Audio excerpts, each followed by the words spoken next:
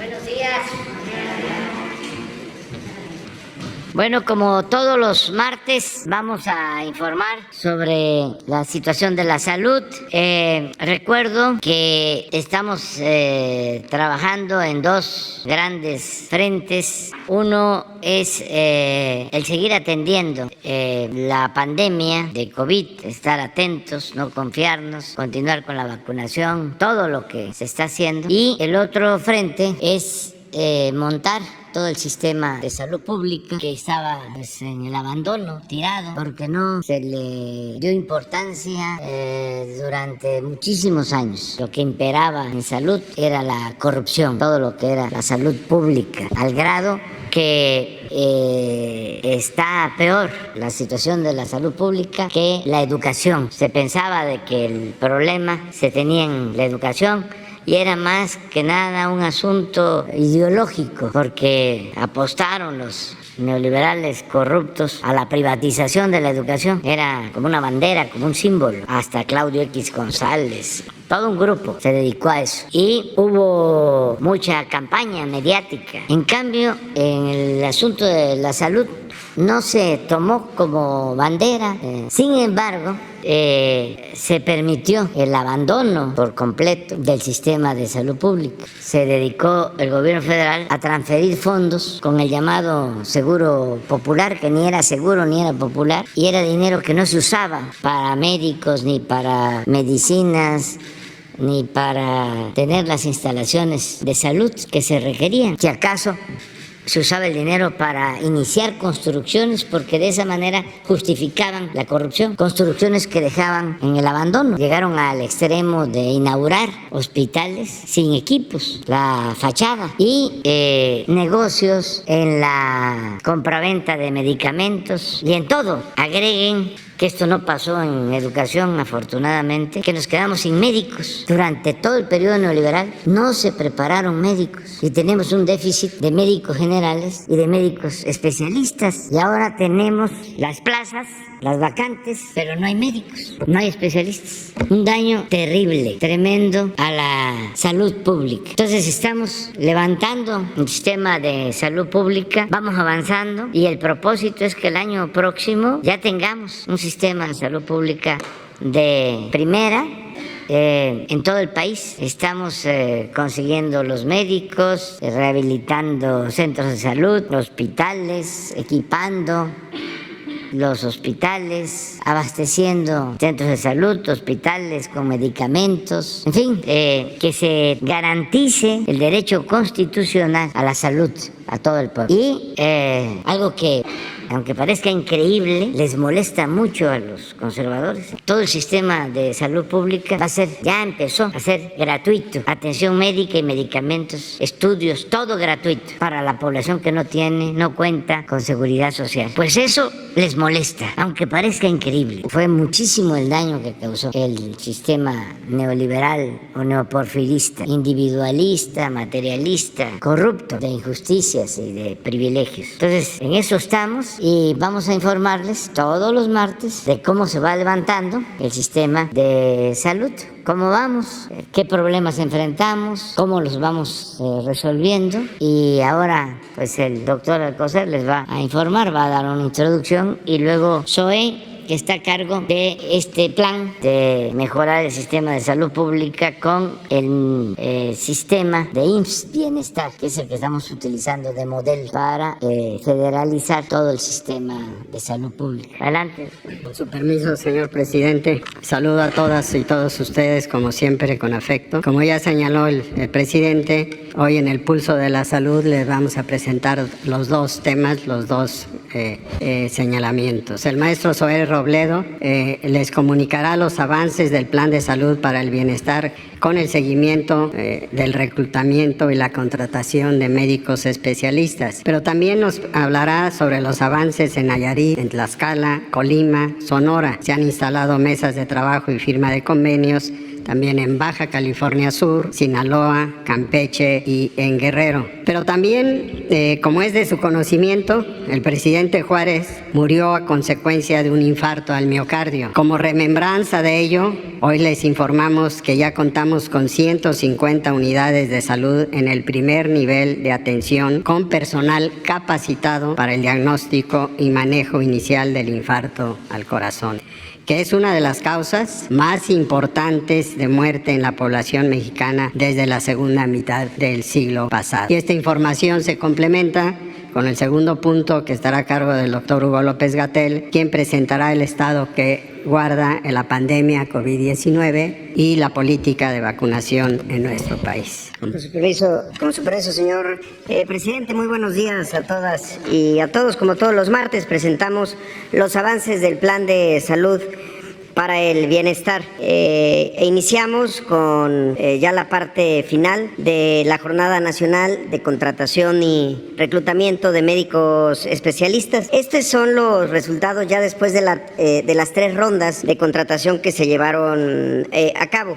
Como lo hemos mencionado, se salieron a ofertar más de 14,000 plazas. Hubo 4,494 médicos que no solamente acudieron a la plataforma, se registraron, pero que además fueron a las citas, acudieron a las mesas de recepción de documentos y fueron acreditados y que cumplieron con todas las fases.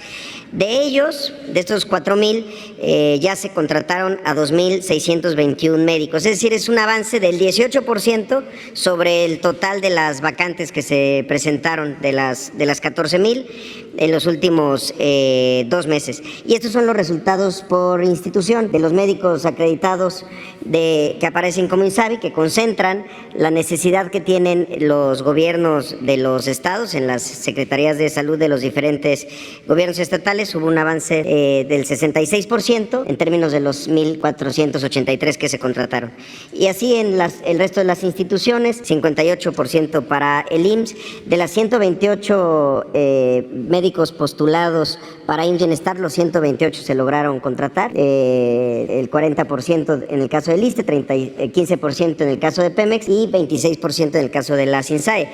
Es el 18%, es decir, de los 14,000 siguen haciéndonos falta el 82% de médicos especialistas. ¿Qué vamos a hacer en ese sentido? Si nos pueden pasar la siguiente. El día jueves vamos a abrir de nuevo la convocatoria y ya la vamos a dejar de manera permanente para que pueda ser consultada y puedan identificar ahí las plazas que siguen estando vacantes. Pero vamos a plantear 2 nuevas mecanismos.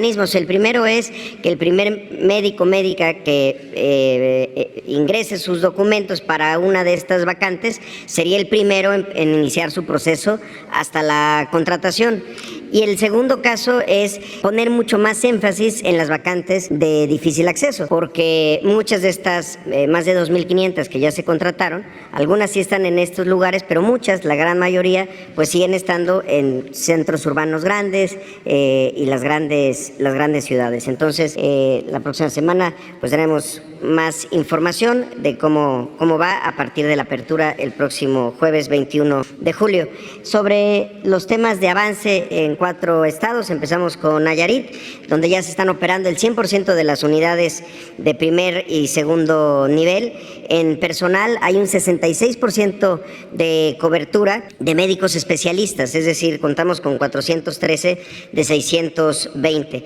En el proceso de basificación, donde está personal no solo de médicos especialistas, sino también médicos generales, enfermeras, enfermeros, personal paramédico, están ya en ese proceso 896 personas de las 909, es decir, llevamos un 99%, y el 100% del personal de hospitales capacitado, 75% en las unidades de primer nivel, centros de salud y unidades de primer nivel. En infraestructura desde abril que iniciamos este proceso, estamos ejerciendo un presupuesto de 51 millones de pesos para las obras indispensables de impermeabilización, bardas y demás. Ya tenemos un 95% del ejercicio de este gasto y un surtimiento de recetas al 93% en surtimiento de recetas completas. Además, ya todas las unidades en Nayarit cuentan con el sistema de administración de insumos y al momento se han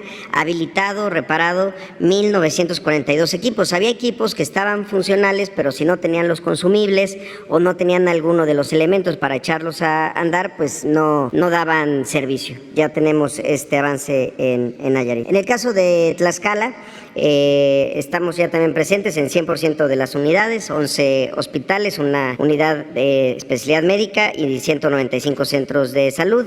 En el personal tenemos un 72% de la cobertura de médicos especialistas y están en proceso de basificación 947 de las 1,050 personas. La semana pasada estuvimos con la gobernadora Lorena Cuellar justo en un proceso de entrega de estas bases a 300 personas entre personal de enfermería, médicos y paramédicos. También se cuenta ya con la capacitación del 100% del personal en hospitales y el 76% del personal en unidades de primer nivel. Y en términos de la infraestructura, también desde el 30 de mayo se está ejerciendo un presupuesto de 66 millones de pesos, del que tenemos un avance del 86% y un nivel de surtimiento de recetas del 81% ya con la instalación del sistema de administración de insumos, además de 187 equipos ya habilitados y que están ya funcionando. También quiero anunciar, el pasado 14 de julio, también allá en Tlaxcala con la gobernadora, se puso en operación el nuevo Hospital General de Tlaxcala, un hospital que también había estado durante 2 años concluido, pero con problemas jurídicos. No se podía hacer la migración de las personas del anterior hospital Cervantes y ya al momento están en operación los servicios de consulta externa, imagenología, dietología. Y este hospital cuenta con especialidades que no tenía el hospital anterior y que se acaban de incorporar en los servicios, como cirugía maxilofacial, gastroenterología, endoscopía y neurología, y con equipos que también no se contaban, como un tomógrafo de 64 cortes. La siguiente, por favor. En el caso de Colima, tenemos también presencia ya en los 5 hospitales, además del 40% de los 131 centros de salud del primer nivel. Esta semana concluimos ya la presencia del programa en todos el primer nivel de atención. En personal de especialistas estamos con una cobertura del 79% y del proceso de basificación llevamos 541 personas de 559 ya basificadas y con el 100% del personal capacitado en hospitales y el 85% en centros de salud en el primer nivel. En cuanto a infraestructura, desde el 28 de mayo se han invertido 50 millones de pesos en estas tareas de dignificación de las unidades, con lo que ya estamos al 99% del avance de esta meta. Hace 2 semanas estamos al 90% y con un indicador del 87% en el surtimiento de recetas completas, ya también con los hospitales que cuentan con el sistema de administración de insumos, además de 94 equipos que han sido ya puestos en funcionamiento. Y en el caso de Sonora, desde el pasado 29 de junio, que se encuentran allá 11 equipos multidisciplinarios del programa Bienestar, están ya presentes en los 15 hospitales del estado de Sonora, en donde están realizando tareas de capacitación, identificación del personal directivo para la implementación del programa. Para agosto tenemos programado comenzar en las 2 unidades de especialidad médica y la unidad de cirugía ambulatoria, y ya se tiene presencia en 11 de 218 de salud, particularmente son las de la zona de Cananea, alrededor del Hospital General de Cananea o el Tamazura, y también el 85% del personal de segundo nivel está capacitado, 25% del primer nivel, además de 70 equipos que han sido puestos en operación. Finalmente, hicimos esta estas visitas con el doctor Alcocer, con los compañeros de INSABI también y los gobernadores de los estados de Baja California Sur, Sinaloa y Campeche, para dar a conocer el plan, firmar los convenios específicos e iniciar ya en este momento las mesas de trabajo para las siguientes etapas. Estamos con un compromiso para iniciar en el estado de Baja California Sur el día de ayer, justamente que se inició ya todo este proceso, el 1 de agosto en Sinaloa y el 15 de agosto en Campeche. Y también queremos anunciar que se incorporó también un estado más que no estaba en esta lista inicial, que es el estado de Guerrero. Tuvimos una reunión de trabajo con la gobernadora para que iniciemos ya el 25 de julio el levantamiento de las más de 1,050 unidades entre hospitales y centros de salud que tiene el estado de Guerrero, pero también se está trabajando paralelamente en diferentes aspectos, sobre todo de equipamiento y de infraestructura. Y como lo ha comentado el doctor Alcocer, damos a conocer el día de hoy la incorporación de 150 unidades del IMSS, particularmente del IMSS Bienestar, al Código Infarto. El Código Infarto es este protocolo de respuesta rápida ante las personas que están teniendo justamente un infarto. Uno de los principales elementos es la terapia trombolítica o fibrinolítica, que tiene que ocurrir en los primeros 30 minutos desde que una persona entra a un área de urgencias. Recordamos mucho con el doctor Alcocer hace algunos meses en Iztlahuacán, allá en Colima, que en la gira que hicimos con el presidente por los 80 hospitales de Bienestar, siempre les preguntaba en las áreas de urgencia sobre este tratamiento e IMSS Bienestar no estaba en Código Infarto, los 80 hospitales no estaban.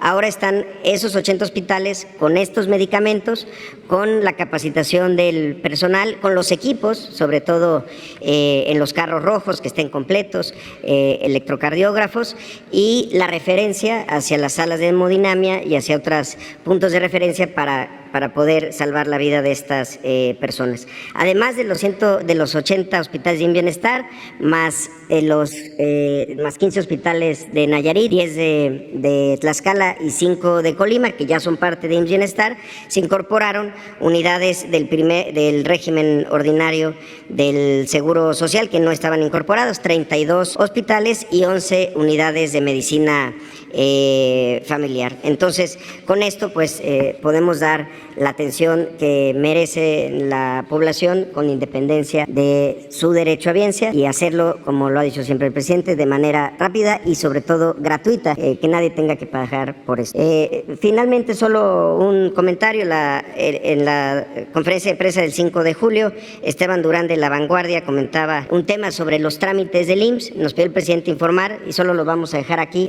Son 20 trámites que están digitalizados, tanto para jubilados, asegurados y también para empleadores.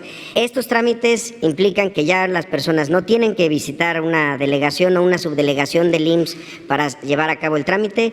Es digital, es gratuito y a la fecha solamente del año 2022 al primer semestre del año se han llevado a cabo 40.2 millones de estos trámites que van desde vigencia de derechos, asignación o localización del número de seguridad social hasta trámites ya más complejos. Si pueden pasar al siguiente, los vamos a dejar aquí para que tengan esta información y también pueden llamar al 806-23-23-23, es más fácil, 806-23-23-23 y también en la plataforma IMSS Digital o en la página del IMSS pueden encontrar todos estos trámites que no implican que haya nunca más ningún tipo de coyote intermediario entre la institución y sus derechohabientes. Será todo por nuestra parte, señor presidente. Gracias. Con su permiso, presidente, secretario, director. Muy buenos días, tengan todas y todos ustedes. Vamos a informar brevemente sobre el curso de la epidemia de COVID y también sobre el avance de la vacunación contra COVID, en particular en niñas y niños de 5 a 11 años de edad. Me pasan la primera, por favor. Aquí vemos nuestra curva epidémica de agregación semanal. Esta es la representación gráfica de la cantidad de casos de enfermedad que se van presentando por semana. Y pueden ver ustedes en el extremo derecho es la situación que enfrentamos más recientemente, desde hace 14 semanas, con este incremento en el número de casos que se presentan por semana. Hay algunas indicaciones de que está desacelerándose la transmisión de COVID en México. Esto lo vemos porque en los distintos indicadores que tienen que ver con la ocurrencia de casos nuevos, de hospitalizaciones nuevas y de muy lamentables defunciones, así como los porcentajes de positividad. ¿Qué? Estaba la vacunación. No, por favor. Estos indicadores, los distintos indicadores que tenemos de actividad epidémica, empiezan a mostrar reducción. Ojo, todavía no es que disminuya la cantidad de casos diarios o la cantidad de casos semanales cuando se compara con las fechas inmediatas previas, la semana previa o el día previo. Todavía no es eso, pero sí vemos que el aumento que se presenta día con día o semana con semana es ya menor al que se estaba presentando en las 14 semanas anteriores. Estemos expectantes, nosotros lo vigilamos diariamente y estaremos informando cuando ya se esté presentando una reducción. Por el momento seguimos con las mismas medidas de precaución, de prevención que hemos estado indicando desde el inicio de la epidemia. En la siguiente lo que vemos es la hospitalización. Estamos ahora en 18% de ocupación promedio nacional de las unidades de las camas sin ventilador y 5% de las camas con ventilador. Esto es otro dato que también dentro de la adversidad que representa una epidemia como esta da cierta tranquilidad en el sentido de que la proporción, el porcentaje de personas intubadas es considerablemente menor incluso de lo que fue durante la cuarta ola. Esto es consecuencia de la vacunación, como lo hemos resaltado, como se ve en México y en otras partes del mundo. En poblaciones altamente vacunadas, la probabilidad de terminar en el hospital es considerablemente pequeña. Esto es el impacto positivo de las vacunas. Lo mismo ocurre con las defunciones. También tenemos ahora un punto máximo de 33 defunciones diarias que ocurrieron en la semana 26. Ahorita estamos en la semana 29, esto fue hace 3 semanas, y afortunadamente lo podemos ver de manera gráfica en el extremo derecho de esa curva. Es apenas perceptible la cantidad de defunciones que se presentan por semana comparado con lo que tuvimos en los momentos más intensos de la epidemia, donde en la segunda ola llegamos a tener cerca de 1,900 defunciones por día. Y hoy estamos teniendo estas 33 en promedio. Cada una de ellas siempre lamentable. Esto no hay ninguna duda al respecto. Cada una es una vida perdida. Pero obviamente cuando lo vemos en la magnitud de la epidemia es, insisto, esperanzador y además es un mensaje clave para la población. Vacunarse disminuye la probabilidad de morir. Esto lo podemos ver con los distintos análisis especiales que vamos realizando y aquí les muestro otra viñeta de ello. Ya habíamos dicho que 70%, es decir, 7 de cada 10 personas que en su momento perdieron la vida por COVID durante esta quinta ola, son personas que no se habían vacunado. Lo podemos ver del lado izquierdo, personas sin vacunar, 70%, 7 de cada 10. Y de estas 978 defunciones, lo que vemos es que las personas con vacuna, lo que se muestra enfáticamente con las 2 flechas verdes en el lado derecho, las personas con vacuna tienen una menor representación entre las personas que perdieron la vida. Pero además, quienes no tenían enfermedades crónicas y además fueron vacunadas, tienen el menor porcentaje de mortalidad. En conclusión, el mensaje es el que hemos venido enfatizando desde hace muchos meses: vacúnese, vacúnese. Vacunar reduce la probabilidad, reduce el riesgo, el peligro de que usted termine en el hospital con COVID. Aunque la variante Omicron que circula hoy de manera principal en el mundo es menos agresiva, de todos modos, en las personas con enfermedad crónica pueden complicarse las cosas y si se vacuna tiene menos posibilidad de que eso pase.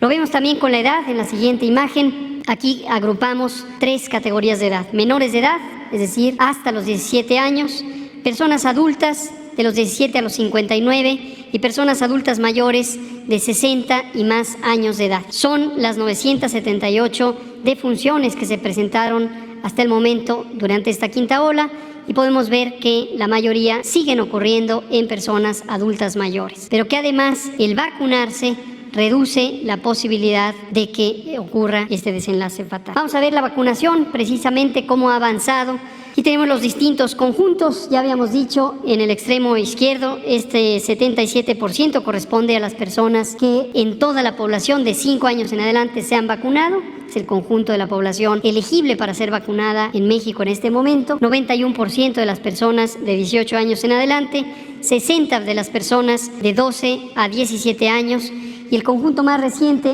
20%, son quienes están más activos en este momento vacunándose, niñas, niños de 5 a 11 años de edad. Lo último, el calendario de vacunación. Esta semana recibiremos otro 1.000.000 de dosis, 1.002.000 dosis el próximo miércoles 20 de julio, es decir, mañana, y seguiremos recibiendo vacunas, tantas como sea necesario, para cubrir a la población que nos hemos planteado cubrir, que de momento es de 5 años en adelante. Si no se ha vacunado, vacúnese, todavía es tiempo. Ustedes dos, sobre el tema, la compañera, 4, 5, 6.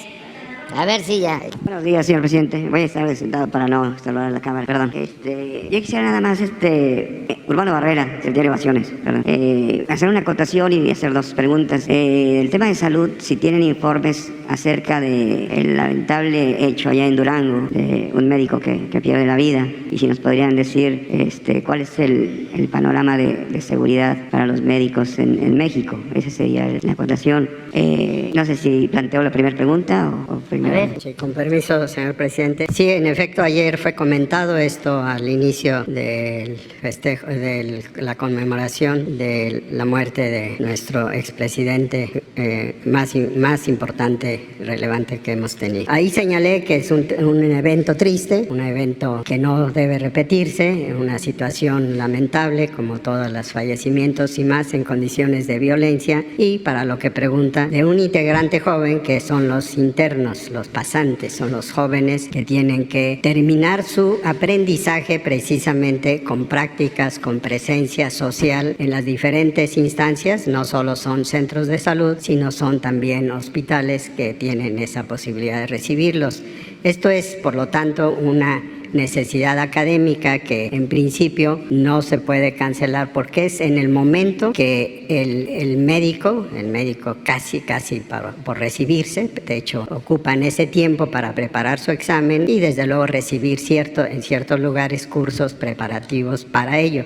Pero en este caso concreto hubo una situación, como ustedes saben, o cuando menos es lo que en los medios se conoce, de violencia que hirieron a bala a un paciente, y entró ahí en ese lugar, y estaba presente el médico pasante y por lo tanto tomó cartas en el asunto y desde luego estaba en cuidado cuando posteriormente ingresó un grupo armado, o no sé si son 2 o 3, pero el caso es de que para continuar con su acción violenta, con pistola también, y en ese momento fue que hirieron y falleció lamentablemente el pasante. Esto desde luego, como lo termino diciendo, pues lo estamos viendo. No es oportuno, no es aconsejable el que se suspenda ese proceso de formación tan importante que tienen los médicos jóvenes que están a punto de recibirse. Pero sin embargo, pues se revisan las condiciones de seguridad y desde luego no podemos, igual que con los especialistas, igual con los médicos generales, dejar a un lado los sitios que no tengan, más lejanos o que tengan condiciones no del todo seguras. Esto del todo seguras pues está igual de vigilado y de atendido, y desde luego es responsabilidad del gobierno, que lo está cumpliendo en todos los sentidos, sean médicos, sean cualquier trabajador, y cualquier mexicano debe estar en esa seguridad, y eso es lo que les puedo decir. Muchas gracias.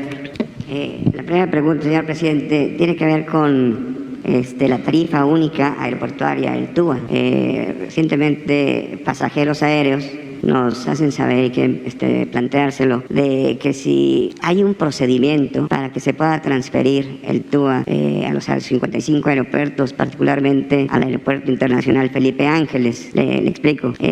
Cuando uno compra un boleto de avión, una parte es el servicio y la otra parte se transfiere a los aeropuertos. Pero los pasajeros que nos dan información nos comentan que cuando no se usan los boletos, nada más se reporta una parte y no la otra, o cuando se reporta 15 meses después por las líneas aéreas. Tan solo en 2020 hubo una demanda del Aeropuerto Internacional de la Ciudad de México por incumplimiento de TUA por 1.300 millones de pesos. Esto porque la Secretaría de Comunicaciones, ASA, no tienen un procedimiento para que las transferencias sean inmediatamente, y pues esto causa un perjuicio a los aeropuertos.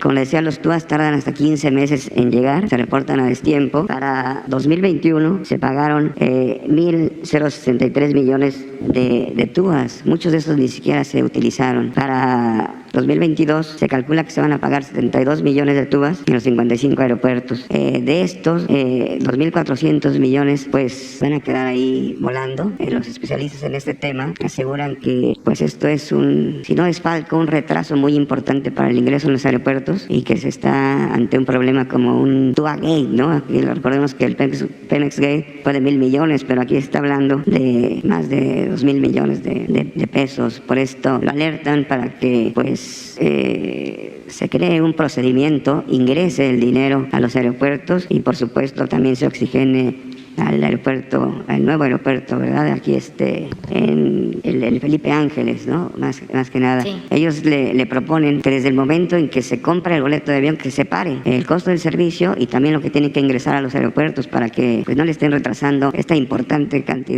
millonaria cantidad de recursos. ¿Qué opina, señor presidente? Sí, vamos a pedirle al SAT, a la directora, a Raquel Buenrostro, que revise lo de estos ingresos en el aeropuerto. TUA es un impuesto que se cobra por el derecho a usar el aeropuerto y va incluido en el boleto, y hay que ver cuándo se integra Hacienda. Eso es lo que estás planteando, ¿no? Hay una laguna ahí porque es una tarifa, no es tanto un impuesto, pero de cualquier forma es un ingreso que debe llegar al aeropuerto. Sí, tarifa.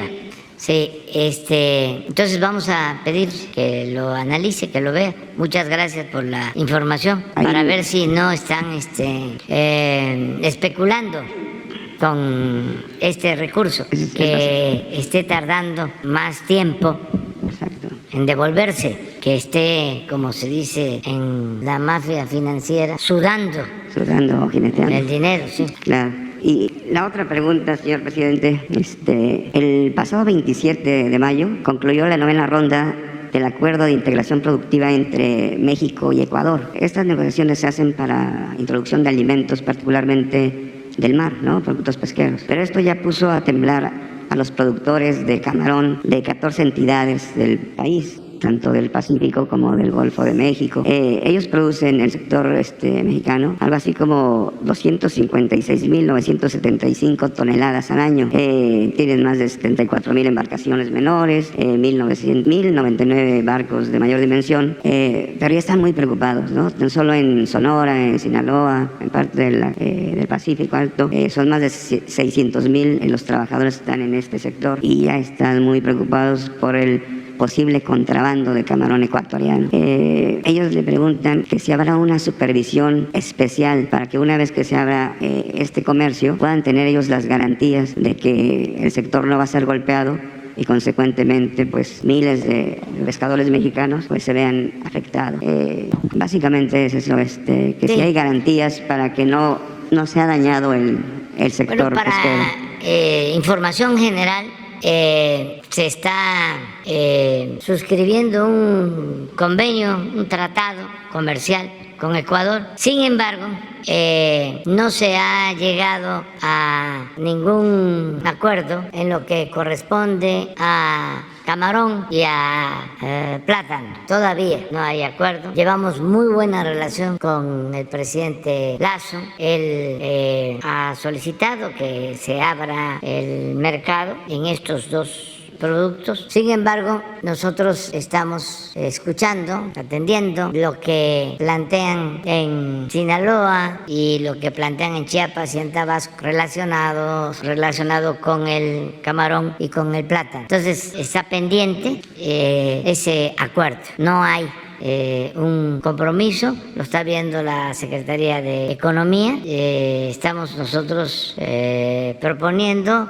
llegar a acuerdos en otros productos, pero en estos estamos cuidando a los pescadores y a los productores. ¿Habría la posibilidad de subsidiar? En Ecuador los pescadores, los productores tienen un alto subsidio, son de un alto, muy importante subsidio, y son de los principales en el mundo. Sí. Por eso tienen miedo de que se vaya a invadir el mercado mexicano. ¿México contempla apoyar aún más a los pescadores, señor presidente? Sí. Estamos apoyándolos y una forma de apoyarlos es esa, el que se proteja el mercado. Okay. Y queremos mantener buenas relaciones con el gobierno de Ecuador, y es una persona muy decente el presidente de Ecuador, el presidente Lasso.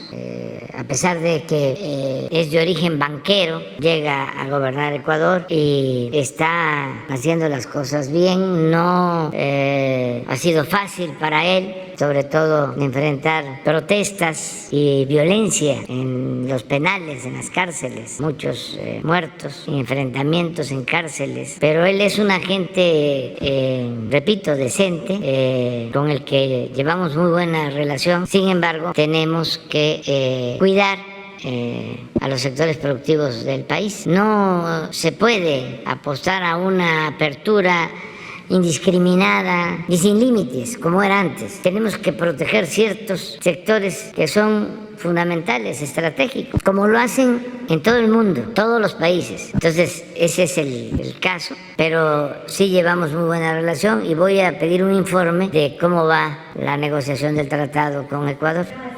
Seguimos, te toca a ti. Gracias, muy buenos días a todas y a todos. Liliana Noble de Pulso Saludable.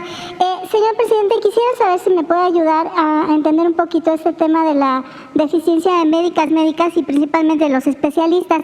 Entiendo que en este primer grupo se está tratando de contratar a 14.323 médicos, de los cuales el 85% no respondieron a esta primer convocatoria, que serían 11.128. Yo quisiera saber cómo van a resolver este tema de las faltantes, estos 11.128, si lo van a hacer a través de esta nueva convocatoria, y los que falten serían sumatorios a los médicos cubanos que van a llegar, cómo va ese tema, y los que sigan faltando, ¿de dónde van a echar mano los médicos? ¿Estarían pensando, señor presidente, en traer médicos de otras naciones, los europeos? Entiendo, algunos médicos en el Reino Unido, en Inglaterra particularmente, estarían muy interesados en venir a trabajar al país.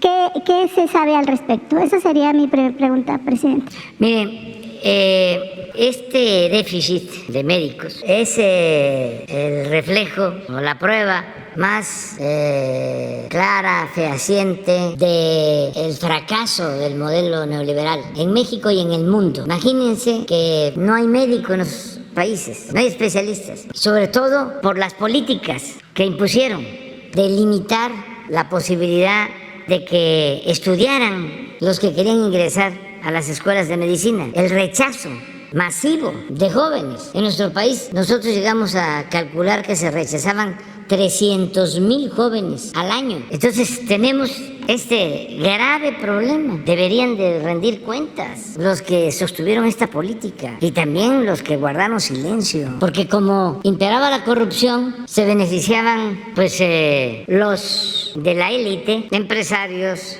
comunicadores, médicos, incluso universitarios, rectores, servidores públicos, quienes fueron secretarios de educación, secretarios de salud, desde luego los presidentes. Imagínense qué daño tan grave al país. Pero para consuelo nuestro, si es que sirve de consuelo, así está el mundo, porque precisamente nosotros buscando cómo resolver el problema, nos planteamos, vamos a traer médicos de otros países, pero tampoco hay. Porque la política neoliberal, acuérdense que se aplicó en todo el mundo. Eran las llamadas reformas estructurales del Fondo Monetario Internacional, del Banco Mundial. La misma agenda para España, para Argentina, para Chile, para México, para todos los países. Reforma educativa, reforma fiscal, reforma laboral, reforma energética, reforma a la seguridad social. ¿Cuál me falta de las estructurales? Salud, todo. Pero era lo mismo, era la agenda que imponían a todos los gobiernos peleles. Nosotros en México no nos guiamos durante 30 años por un programa de desarrollo propio, sino nos impusieron la política económica, la agenda. Pero repito, era de aplicación universal. Entonces ahora estamos viendo dónde conseguimos médicos y no les gusta a los conservadores, pero hay una realidad de América Latina, e incluso si se analiza y se compara lo que sucede en otros países del mundo, el país que más médicos tiene es Cuba. Pero eso les molesta mucho, ¿no?, a los conservadores. Una vez hablando con un amigo que estimo mucho, pero conservador, anti-revolución cubana, dedicado a la agricultura, me estaba hablando de todo el avance tecnológico en la agricultura y salió el tema de la papaya y le dije, pues lo que fue un gran invento fue la variedad de papaya Maradol, porque antes la papaya no resistía, la cáscara era muy delgada y se creó esta variedad con una cáscara más gruesa, que es la que se consume más. Y le digo, ¿y fue un cubano el que inventó la variedad? ¿Cómo me vas a decir eso? Si esos no tienen para nada. Le digo, no, fue un cubano. Y le puso Maradol, creo que porque tiene 2 niñas, o tenía 2 hijas, o tiene 2 hijas, una María y otra Dolores, o algo así. No, le digo, pues habla con tus especialistas, porque él se dedica también a eso. Y habló y sí, se la tuvo que tragar. Pero es lo mismo de los médicos. Ellos cuidaron la formación de los médicos, le dieron prioridad. Ahora que estábamos hablando de la posibilidad de traer médicos cubanos, que además llevamos muy buena relación con el gobierno de Cuba y nos han ayudado y van a enviar médicos, pero necesitamos muchos médicos, porque es bastante el déficit. A mí me gustaría que aquí Zoé les explicara cuántos especialistas necesitamos o estimamos que requerimos para el país y con cuántos contamos. Bueno, hablamos de traer médicos de otros países, pero también recibí la información, no sé si sea cierta, que en Brasil, a pesar de que se trata de un gobierno con una postura política distinta, han llegado a un contrato con médicos cubanos y no hay en el mundo. Por eso el modelo neoliberal es un rotundo fracaso, no solo en México, en el mundo. Esto que estamos padeciendo ahora,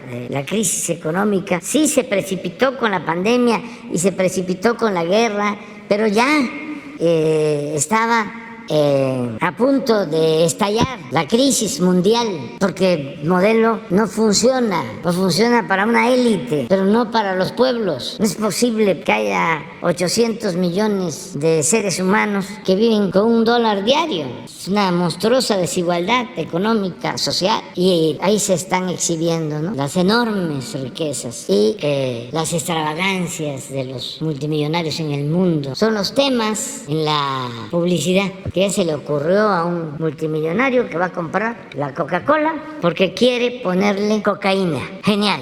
Y esas son las notas. En un mundo muy desigual, ni Naciones Unidas, ningún organismo internacional preocupado por la monstruosa desigualdad que existe en el país. Entonces, me gustaría que explicaras, Zoé, cuántos médicos especialistas estiman que vamos a necesitar para tener cubierto todo el sistema de salud pública para población abierta, para los que no tienen seguridad social. Sí, muchas gracias, señor presidente. Justo lo que acaba de comentar el presidente López Obrador habla de esta enorme desigualdad que hay en la atención médica, sobre todo en términos de médicos especialistas. De estos 14.500 médicos que son las vacantes de todas las instituciones, de todas las especialidades, en todos los turnos, de las 14.000, 8.800 son, ahí siempre aparecen como INSABI, pero son las que se agregan de los gobiernos de los estados. Es decir, ¿dónde hacen más falta? En los sistemas de salud que están diseñados para la población que no tiene seguridad social, quienes se atienden en los servicios de salud de atención médica de los gobiernos estatales. Ese es el principal problema. De esos 8.800 fueron contratados 1.400, es decir, la brecha sigue siendo muy, muy grande. En ese sentido, ¿cómo se está buscando cubrir? Desde luego, contratando más, es decir, con estos procesos que además no se abrían. Todos estos procesos los llevaban a cabo cada institución, digamos que año con año, en diferentes modalidades y de diferentes formas. Nunca se ponían a disposición para que un médico que estuviera interesado pudiera optar e iniciar así su trámite. En segundo lugar, algo muy importante, y además creo que va a ser uno de los elementos que pueden transformar las cosas, es los médicos que se están formando en este momento, que además creció muchísimo la formación de médicos especialistas. Si antes en todas las instituciones de todo el país se formaban alrededor de 10,000 médicos al año que ingresaban, y dependiendo la especialidad iban saliendo en 4 años, en 5 años, ahora se forman el doble. Nosotros estimamos que para el 2023 la generación ya más grande de las primeras especialidades que van a egresar ya de esta administración, pues se logrará cubrir una parte. Y la otra, pues también abriendo más espacios para las residencias médicas, que tampoco era un tema que se estuviera haciendo, es decir, residencias médicas de los médicos especialistas que están en su último año, pero que muchos se concentraban también en las ciudades. Ahora las residencias se está planteando que se puedan hacer en hospitales integrales, comunitarios, en los hospitales rurales de IMSS Bienestar, es decir, donde hacen más falta, porque es para la atención de las personas que no cuentan con seguridad social. Pero de esos 8,000 que todavía hacen falta, bueno, ya ahora 6,500 para los sistemas estatales de salud, se piensa ir cubriendo con estas formas, además, pues también con los médicos de otras nacionalidades. Pero quizá para la próxima, presidente, podemos traer todo la proyección de cómo van a ir graduándose los que se incorporaron ya y a quienes se les abrió la puerta para que puedan llevar a cabo su especialidad. Nada más que eso, pues sí lleva tiempo. En 19 se incrementó, en el 20 se incrementó aún más y ya empezarán a salir el próximo año de las especialidades, sobre todo del 80% de donde hacen más falta, que son especialidades troncales, que son las básicas: ginecólogos, pediatras, cirujanos, anestesiólogos, médicos internistas, médicos familiares, también, que es el número más grande. Seguimos teniendo ese gran déficit. Solo para poner un ejemplo, se habla del 18% en promedio, pero en pediatría quedó al 10% la cobertura, siendo los pediatras pues tan importantes. Lo mismo en temas en ginecología como especialidad. Señor presidente, y si me permite, que no se siente el maestro Zoe, bueno, ya se sentó. Quisiera saber, de estos 50, en otra pregunta, de estos 150 unidades de trombólisis, esta hora dorada que ustedes los expertos le llaman, esta terapia de reperfusión, ¿ustedes tienen prospectado cuántas mexicanas y mexicanos van a salvarles la vida? Porque desde el inicio de hace varios años ya de Código Infarto se comenzó a dar cuenta el sector salud justamente de estas necesidades de terapia de trombólisis, y los cardiólogos fueron los primeros en levantar la mano y decir que en efecto el Código Infarto era muy bueno, pero las necesidades eran muy grandes y si se compara con ser una de las primeras causas, ahora superada por la COVID-19, pero la primera causa de muerte entre las y los mexicanos, y creo que en el resto del mundo. ¿Cuántas prospectan ustedes? ¿Cuántas personas se les estará salvando la vida en esta primera hora dorada que los expertos le llaman? Sí, el cálculo que se tiene desde 2015 a la fecha con Código Infarto, y sobre todo para esta primera hora, que tiene muchas veces que ver con organizar al propio personal, a los equipos, para saber cómo debe de ser la atención inmediata. Ahora, solo quisiera así aclarar, en el año pasado hubo más fallecimientos por infarto al miocardio que por COVID. Sigue siendo una de las principales causas de defunción, y el cálculo es que con esta primera atención para estabilizar al paciente con la trombolisis y después dirigirlo a una unidad de más complejidad, ya sea del IMSS o de todo el sector salud. También eso es uno de los elementos que estamos buscando, que se integre todo el sector, y también estamos trabajando en eso.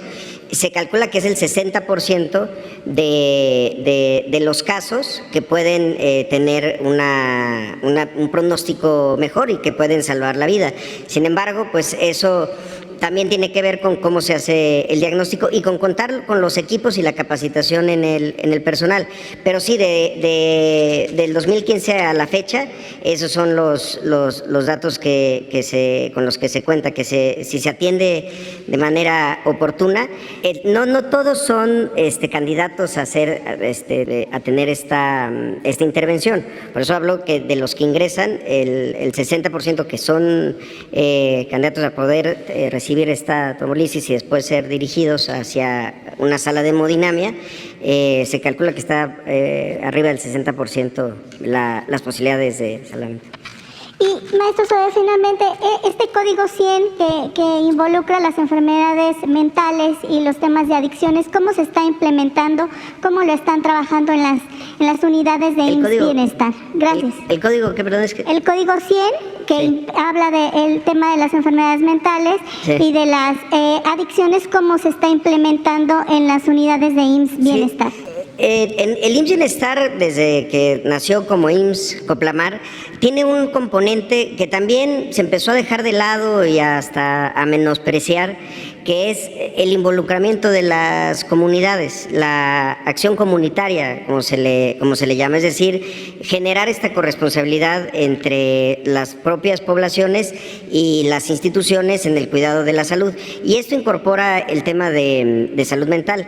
Todas las unidades de primer nivel de IMSS Bienestar, las más de 3.500 unidades médicas rurales y los hospitales ahora, cuentan con este programa que es CARA.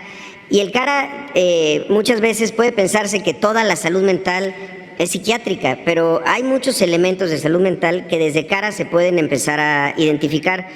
Cuestiones que van desde violencia familiar, abandono del estudio, violencia en el noviazgo, también decisiones sobre salud sexual, salud reproductiva, activación física, alimentación, y que muchas veces, porque se atienden con psicólogos, ahí se pueden hacer algunas detecciones que después tienen que acompañarse en algunos casos ya de cuestiones ya más de más alto complejidad, digamos. Pero ahora ya en estos hospitales, ahora que fuimos a Tlaxcala al hospital, que es un hospital extraordinario, pero tiene ya también este espacio en donde los adolescentes, sobre todo, que en quienes está recayendo gran parte también de los problemas de salud mental, pueden acudir, pueden hablar entre pares, pueden expresar muchas de sus preocupaciones, angustias, ansiedades, y ahí el personal de psicología empezar a hacer detecciones. Pero está muy enfocado en eso, en el primer nivel de atención. Gracias. Sí, es muy interesante la atención a infartos, lo que se está haciendo, porque es una enfermedad que causa muchas muertes. Son muertes silenciosas, pero es la principal causa de mortalidad en el país. En la época más difícil del COVID, desde luego que no, pero es muy probable que este año sea de nuevo la principal causa, y es la desatención completa, porque quien padece de un infarto en una comunidad, en un pueblo, no tiene cómo ser atendido. Puede ser salvado si se tienen estos equipos que se están instalando y se está formando personal para ese propósito. Es pues un primer auxilio para que en una ambulancia puedan llegar a un hospital donde exista un cardiólogo, un intervencionista, y se les salve la vida. Es muy importante lo que se está estableciendo en el sistema de IMSS Bienestar. También Zoe habló de CARA.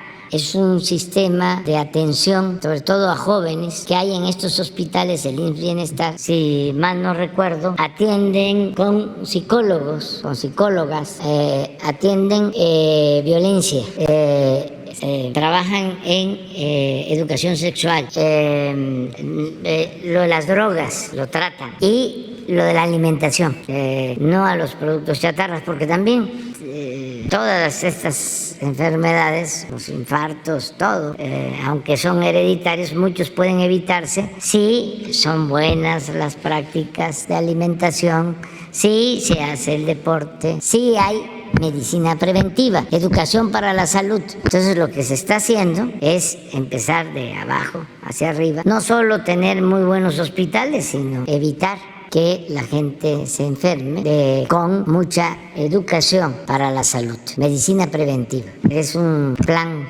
que se está llevando, muy interesante. ¿Quién sigue?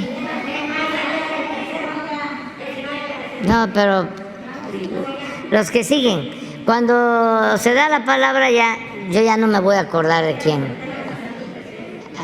A ver, ¿quién sigue? Las compañeras, compañeros que tienen el micrófono, que se den cuenta. Bueno, vamos. Adelante. Gracias, presidente. Muy buenos días.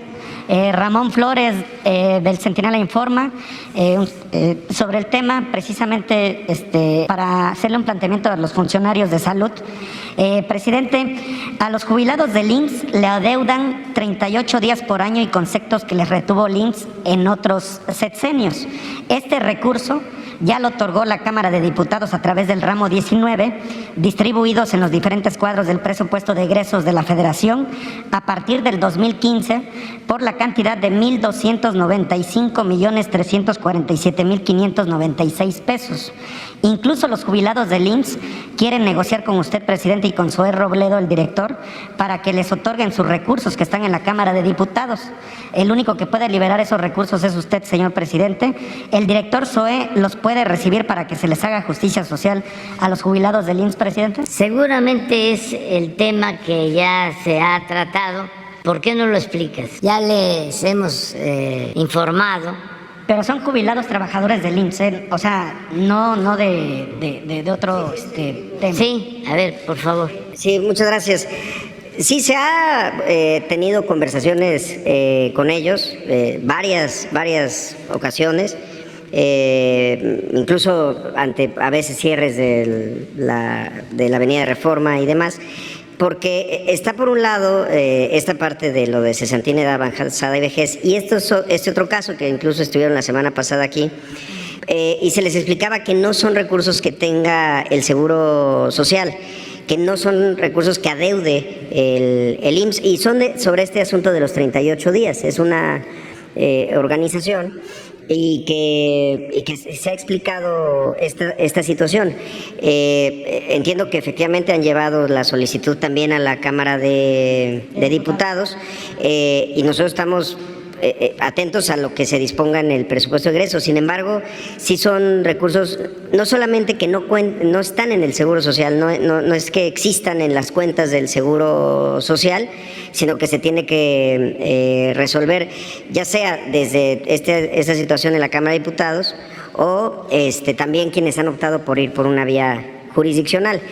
Y sí se les ha recibido en diferentes ocasiones. La semana pasada apenas se tuvo una reunión con ellos, se ha explicado esto, pero también es importante que la gente conozca todos los elementos para no generar una expectativa falsa sobre lo que puede pasar y lo que no depende del Seguro Social para resolverse. Director Zoé, aquí le traigo los documentos donde la Cámara de Diputados ya está liberado esos recursos, pero dicen que usted no los quiere recibir. Ahí, ¿cuál sería la falta de información? O miente la Cámara de Diputados o usted no los quiere recibir, porque aquí se los voy a dejar. Sí, no, déjemelos con mucho gusto. ¿Sí? Y siempre estamos recibiendo a la población y dándole los elementos completos de cuáles son estas situaciones. Y por último, sobre este mismo tema, se nos han acercado también bastantes médicos jubilados que ellos dicen que todavía están en su etapa de que pueden servir, que muchos se jubilaron a los 60, 65 años y dicen que ellos quieren servir nuevamente al IMSS. ¿Usted haría una convocatoria para que los médicos jubilados pudieran paliar esta necesidad de médicos también? O sea, ¿se podría abrir una convocatoria para los médicos jubilados? Esta misma convocatoria no tiene una restricción ni por edad ni por estatus, digamos, de jubilación. Hay médicos jubilados que acudieron a la convocatoria y que fueron contratados. Tuvimos un caso de un pediatra, además que tenía una hoja de servicios muy buena, que se le contrató, y creo que de 69 años. O sea, no restringe esta convocatoria en caso de médicos especialistas. Entonces, con todo gusto, que sí, ahora a partir del jueves, si pueden acudir a esta convocatoria, y les ayudamos también para poder acompañarlos durante su trámite y por supuesto que tienen toda la posibilidad de ser recontratados. En los casos de las jubilaciones hay mecanismos específicos de cómo se hace esa recontratación, porque muchas personas tienen que, digamos que ponen como en pausa su jubilación para que sean contratados y reciban un sueldo, y cuando acaban ese tramo profesional nuevamente se les vuelve a dar su jubilación. Sí, claro. Gracias, presidente. El segundo planteamiento es de justicia. Hace unos días fue captado Raimundo Collins, el exdirector del Instituto Nacional, del INVI, de aquí de la Ciudad de México, en Washington, y con total cinismo dijo, pues vayan y pregunten a México, ¿no? También tenemos otro especialista que, por cierto, si andan faltando especialistas lo pueden traer, a Ricardo Anaya, que ayer lo llamó esquizofrénico. Yo no sé si es psiquiatra para emitir un juicio médico. También tenemos al juez Gómez Fierro, que le otorga un amparo a la empresa Iberdrola. Presidente, la gente ya está harta de esta impunidad, donde vemos que están en otros países, los localizamos o los localizan las compañeras periodistas o sabemos dónde están, y el Poder Judicial parece que está pasando de noche. Presidente, la pregunta directa sería así: ¿usted mandaría una reforma judicial? Porque de verdad estos jueces, como dice el pueblo, porque nos los han dicho nosotros, se hacen llamar autónomos, pero no son autónomos del dinero del pueblo, ¿no? Porque se les está pagando con recursos del pueblo. Entonces, por ejemplo, ¿qué hacer con estos jueces que, repito, con el caso de Raimundo Collins, que dice que pues mandan a los reporteros a preguntar a México para ver si lo van a detener, ¿no? Y con total cinismo se anda paseando allá en Washington? O sea, ¿qué pasa con estos personajes y qué pasa con el Poder Judicial, presidente? Sabemos que hay una separación de poderes, pero usted mandaría una reforma judicial para que estos casos también dejen de verse con total cinismo por parte de estos que robaron a México. No, pero mire, yo siento que servidores públicos del Ejecutivo, del Legislativo, del Judicial, no gozan, no deben de gozar de impunidad. Si hay delitos o se demuestra de que hay corrupción en un juez, para eso es el Consejo de la Judicatura y se puede presentar una denuncia. Este juez al que mencionó, sí, nosotros lo estamos investigando sobre el caso de Iberdrola. Estamos revisando cómo fue que concede un amparo para que Iberdrola no pague una multa de 10,000 millones de pesos, porque no fue un proceso, consideramos, cuidado, y presumimos, no quiero adelantar, de que hubo falsificación de documentos. Entonces, si terminamos de descubrir de que se falsificaron documentos o que se usaron documentos extemporáneos, vamos a proceder legalmente. Y eso es lo que tenemos que hacer en todos los casos. Cero impunidad. Y no porque es un juez o es un magistrado o es un ministro o es el presidente, no se va a poder denunciar. Si se está afectando el interés general, pues se está haciendo o cometiendo una injusticia. Entonces, todos tenemos que participar en limpiar, en purificar la vida pública, y tenemos que seguir avanzando en este propósito.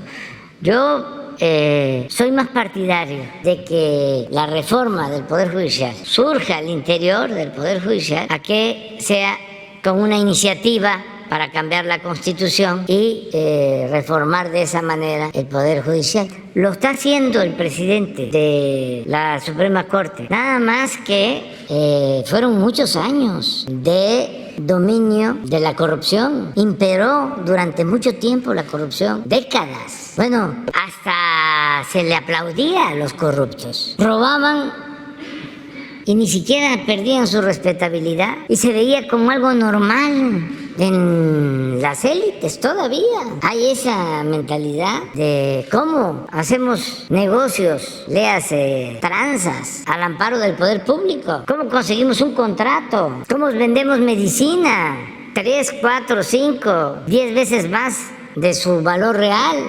Así estaba todo podrido. Ahora nos toca esto que estamos haciendo con la salud pública, tiene que ver con los que no tienen seguridad social.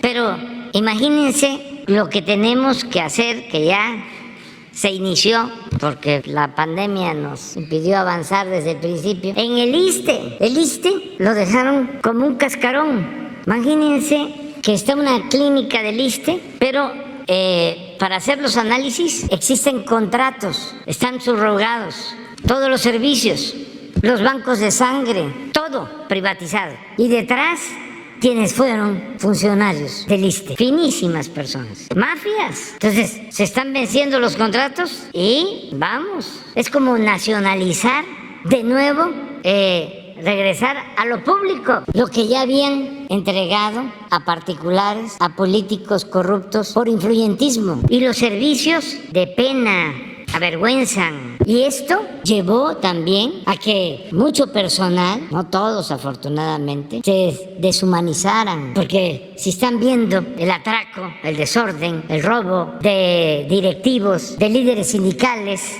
pues ellos también. Entonces tienen una paciente que ya deben de atender porque necesita dar a luz. No, todavía no, váyase, y ya luego regresa. A esos extremos. Y de repente sale un doctor, una doctora sensible. No, hay que atenderla ya, urge. Y nace la criatura de milagro. ¿Cómo hay gente, estos conservadores, que defienden eso? Porque según ellos estaba mejor antes. Entonces por eso necesitamos todos seguir adelante. Y vamos a enfrentar muchos obstáculos. Y alguien hablaba del Tren Maya. Es decir, ya que lo tocan el tema, pues ya se decidió que es un asunto de seguridad nacional y que no por los intereses de un grupo de corruptos y de pseudoambientalistas vamos a detener una obra que es en beneficio del pueblo y que además ya el tiempo que se llevaba parada nos estaba significando un alto costo al presupuesto, que es dinero del pueblo, nada más por intereses políticos de estos conservadores corruptos. No, son obras públicas y no podemos aceptar que los intereses de grupos, de facciones, se sitúen por encima del interés general. Eso correspondía a la época del neoliberalismo o neoporfirismo. Ahora es el interés del pueblo, lo más importante de todo, el interés general. Entonces vamos a seguir y vamos a cumplir para entregar el Tren Maya en diciembre del año próximo. Sí, pero se optó también por otro procedimiento. Ya, no a tribunales, ya se estableció el mecanismo legal. Porque queríamos esperar a que el juez resolviera, pero volvemos a lo mismo. ¿Dónde está la justicia rápida y expedita? Una cantidad considerable. Todavía no hemos hecho bien las cuentas, pero ya no podíamos. Hace como una semana. Ya les informan. Sobre todo, no puedo hablar más porque no lo vayan a utilizar. Los Claudios González, ¿cómo se llama abogado, hombre? Cosío. Además, mucha filtración de información. Sabían de que se iba a tomar un acuerdo la vez anterior y media hora antes presentan los recursos de amparo. O sea, estamos trabajando en 4 tramos, pero en el quinto, media hora antes de que se hiciera valer el acuerdo, interpusieron. O sea, es una conspiración. Sí, claro. Lo estamos haciendo, nada más que lleva tiempo, pues eran todos, son muchos, o sea, claro, y en los 3 poderes, yo siempre hablo, y no es minimizar, al contrario, siempre hablo de que son como 20, 25 millones de personas en el país que tienen un pensamiento conservador, que son nuestros adversarios, no nuestros enemigos, porque no tenemos enemigos ni queremos tenerlos. Pero es muchísima gente. Entonces, imaginen cuántos leen a Lore de Mola o a todos los opinadores, cuántos se guían por lo que dice el Reforma, ahora el Universal, siempre, ¿no? El Universal, pero antes el Universal era más gobiernista, pero ahora se volvió opositor por otras razones, pero en general todos los medios y de todas formas se va avanzando porque es más la gente, mucho más la gente que apoya. Esta conferencia nos ayuda mucho porque la ven muchísimos nuestros adversarios. Ayer hablé de Calderón y creo que a la hora ya estaba respondiendo, o sea, están pendientes todos. O sea, es muy interesante, ¿no? Lo que pasa sobre esta situación. A ver. ¿Los puedan acusar de desacato por reiniciar las obras del tramo 5? No, porque hay un procedimiento legal establecido. Sí, pero se decidió sobre algunas autoridades y ahora se utilizó otro procedimiento, el que la obra se considera de seguridad nacional. ¿No tendrían que presentar ustedes de manera formal ante los jueces? Se estableció, no, ante los jueces no. Ante los jueces se lleva a cabo el procedimiento para terminar de demostrar que no hay ningún daño. Eso se continúa. Pero además, por ser un asunto de seguridad nacional, se tomó un acuerdo y es el que se está aplicando. ¿No había riesgo de que los jueces los acusaran de desacato? No. No, porque tenemos facultad para hacerlo. Desde hace una semana aproximadamente. Y se va avanzando.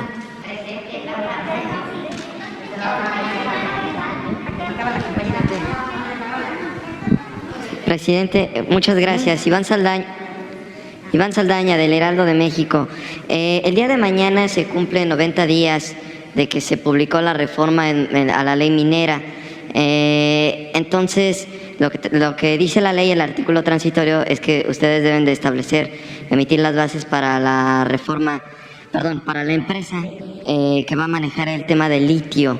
¿Qué tienen, si van a presentar esta semana, van a emitir algo al respecto? ¿Qué es lo que va a pasar? Gracias. Ya se tiene una propuesta.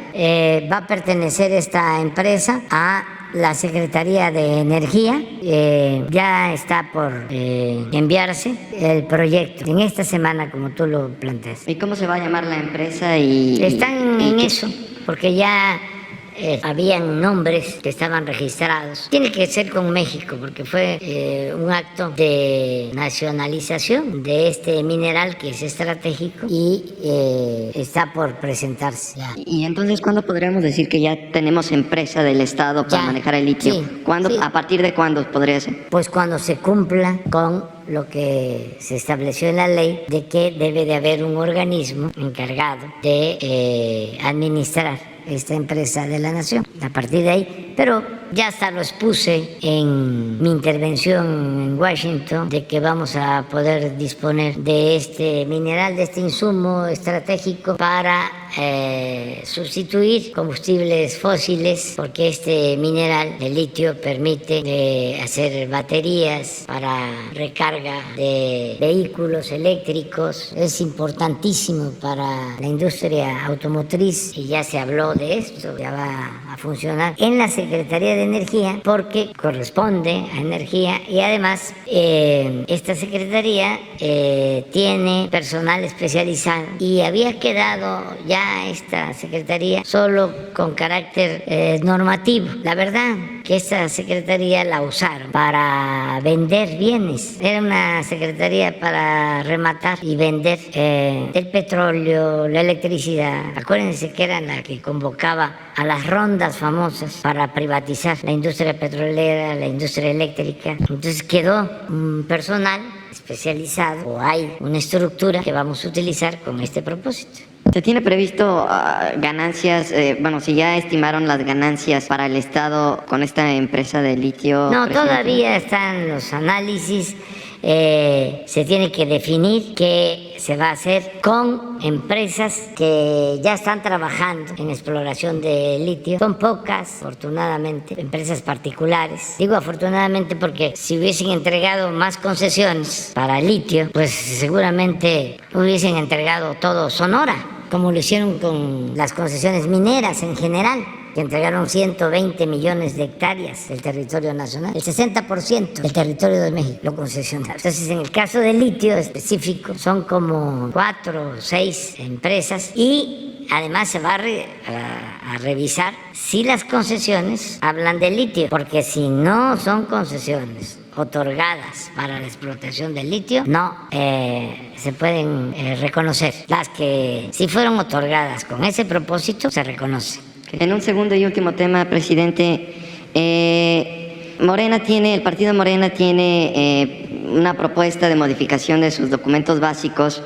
que obligaría a los presidenciables del partido a comprometerse con su proyecto, el de la Cuarta Transformación. ¿Qué opina al respecto? Y ahí añadirle también, el PRD le está haciendo pues un guiño prácticamente a Ricardo Monreal, también si nos regala su opinión sobre estos dos puntos. Gracias. ¿Pero no te entendí el final? Sí, el PRD le está haciendo un guiño a Ricardo Monreal para que él sea el presidenciable yo creo que de su alianza, de la alianza con el PRI y con el PAN.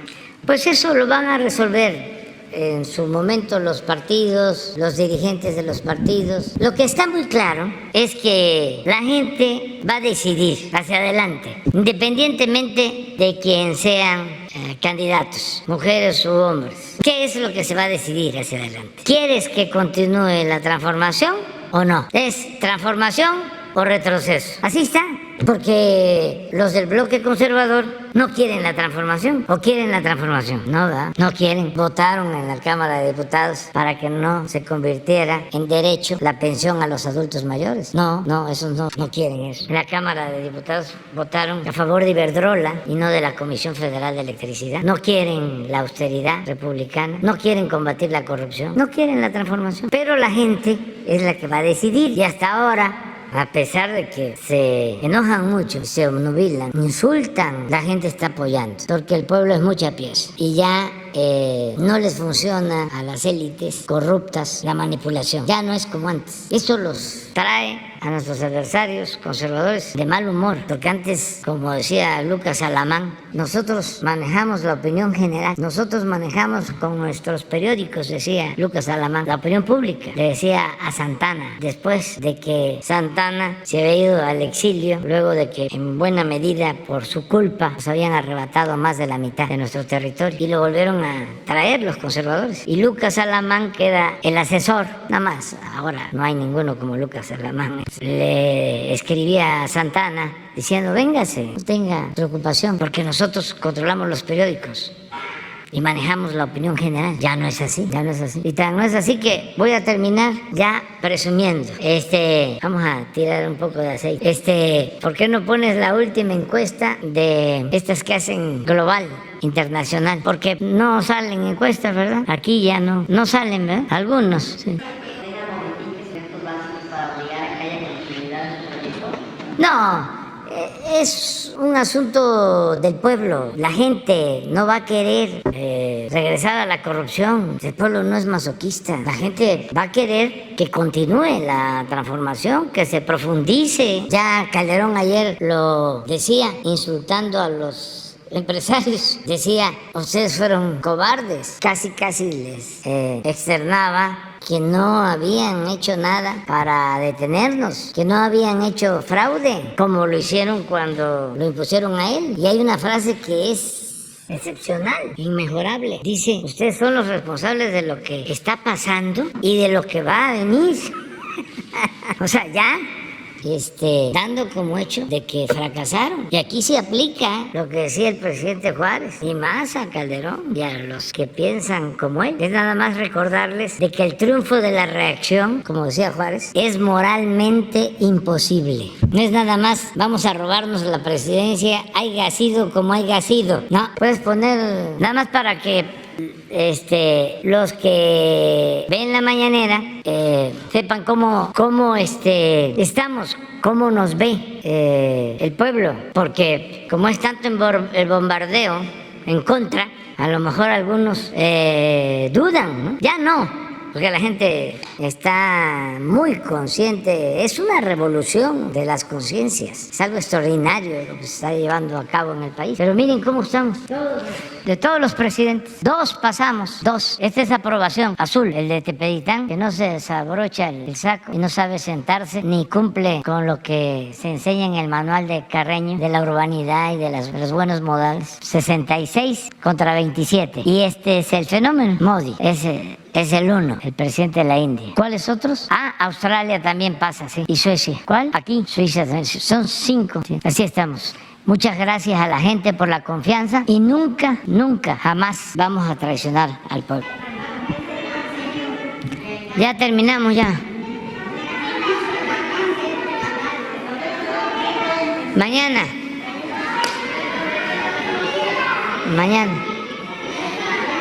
Por cierto, mañana vamos a informar sobre seguridad, como lo hacemos todos los días 20 de cada mes.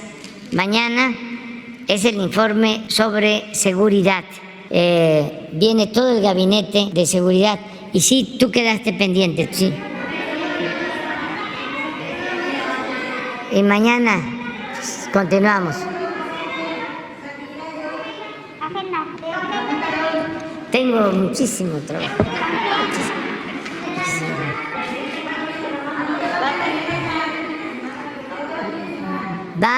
Va a estar Román Meyer para mostrar todo el programa de desarrollo, y va a estar Ariana Montiel y todos los que tienen que ver con los programas sociales en esta semana, que habíamos quedado en esas 2. Hay una tercera, Infonavit y Fobiste, que nos los pidieron también. Vamos a ir a revisar el sistema de salud de Nayarit y carreteras, básicamente. Vamos al norte. ¿Sobre qué?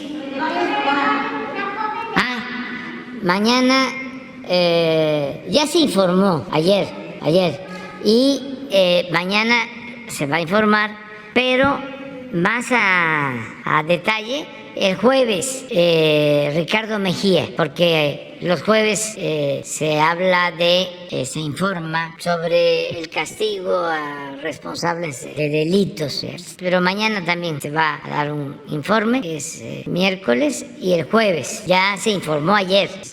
Se hizo una conferencia de prensa, se informó en Nuevo León, y va de nuevo a informarles a ustedes Ricardo Mejía.